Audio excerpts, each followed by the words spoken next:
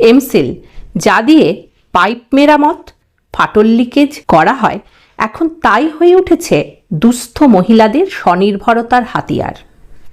DSP কর্তৃপক্ষ তাদের সামাজিক উন্নয়ন প্রকল্পের মাধ্যমে দুর্গাপুর সুন্দরম ওয়েলফেয়ার সোসাইটির সহযোগিতায় মহিলাদের এমসিল দিয়ে হাতের কাজের প্রশিক্ষণ দিচ্ছেন। ওই মহিলারা এমসিল দিয়ে তৈরি করছেন আকর্ষণীয় শোপিস, গয়না, ফুলদানি, কলমদানি, ক্যানভাস, দেবদেবীর মূর্তি, আরও অনেক কিছু। ইতিমধ্যে বিক্রিবাটাও শুরু হয়ে গিয়েছে।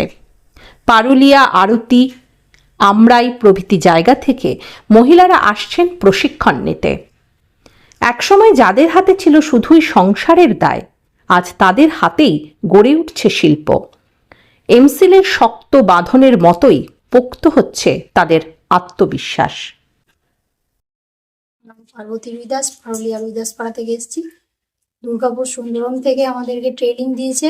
ট্রেনিং করছি, আগে 3 মাস হয়ে গেছে ট্রেনিং, আর এখন আবার 3 মাসের আছে। 3 মাসের মধ্যে 2 মাস হয়ে গেছে, আর 1 মাস আছে। আমরা ট্রেনিং করছি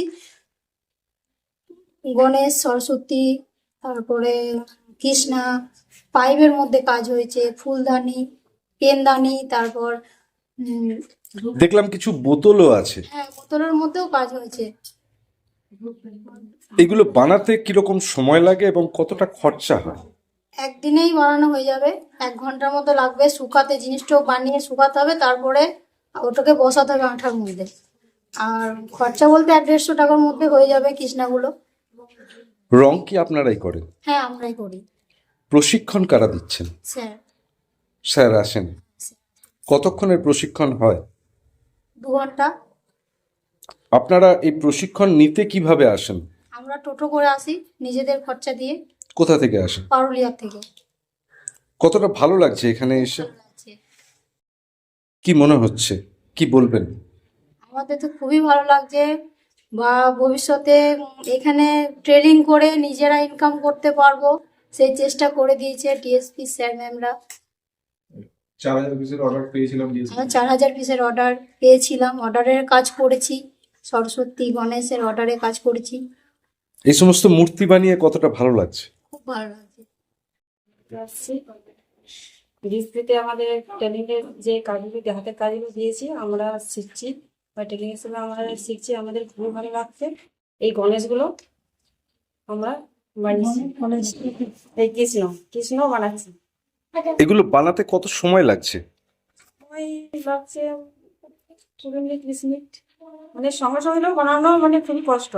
বানাতে বানাতে না দিলে হাত পা আলাদা করে বানানো রেখে রাখতে হয়, বানিয়ে রাখে, তারপর বসাতে হয়। মানে আজকে বডি করলাম, কালকে পাগুলো করবো, এইভাবে। কালকে বানিয়েছিলাম, আজকে বুঝলাম। একটা মূর্তি তৈরি করতে কত সময় লাগছে? 20 মিনিট বা 25 মিনিট 30 মিনিট। একটা পুরো কমপ্লিট করতে গেলে মানে সেরকম সঠিক আমরা আনতে পারবো না।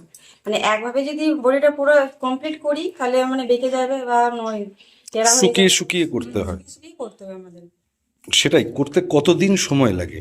সময় বেশি দিন লাগে না, দিনে হয়ে যায়। একদিনে 10টা 5টা এভাবে মানে। তারপরে রঙের কাজও কি আপনারাই করেন?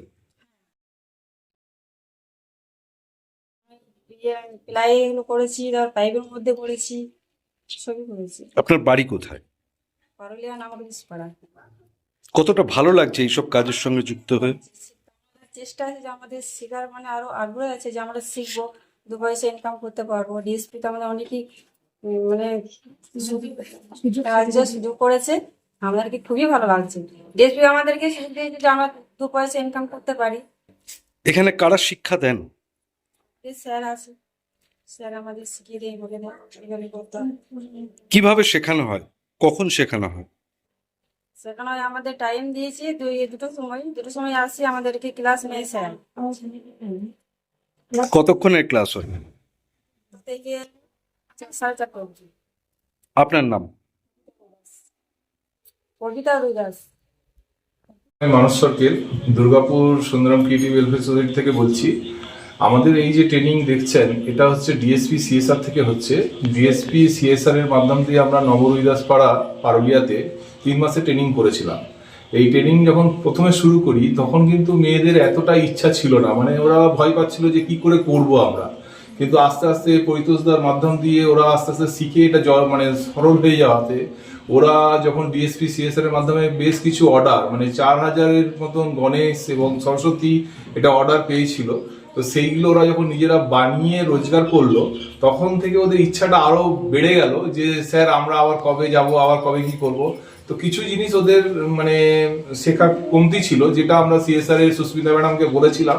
তো সুস্মিতা ম্যাডামকেও ধন্যবাদ জানাই অনেক অনেক, যে উনি আবার ওদেরকে অ্যাডভান্স ট্রেনিং এর একটা সুযোগ করে দিয়েছেন, যার জন্য এরা কিন্তু আজকে আবার করে নতুন করে ট্রেনিং নিয়ে আরো অনেক কিছু শিখতে পারছে। কিছু মেশিনারিজ আমাদের ছিল না, স্প্রে মেশিন ছিল না। এখন একটাই সমস্যা, যেটা হচ্ছে ঘরটা আমাদের একটু ছোট হয়ে গেছে।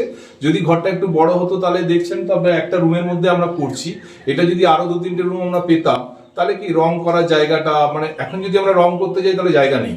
তো সেই জন্য আমাদের মানে কর্তৃপক্ষকে বলবো আমাদের যদি একটু বড় জায়গা দেওয়া হয় তাহলে খুবই ভালো। তো এই যে মেয়েরা আসছে নবরোহিদাস পাড়া থেকে, এরা কিন্তু এতটাই ভালো লেগেছে, নিজের পয়সা খরচা করে নিজেরা টোটো করে আসছে।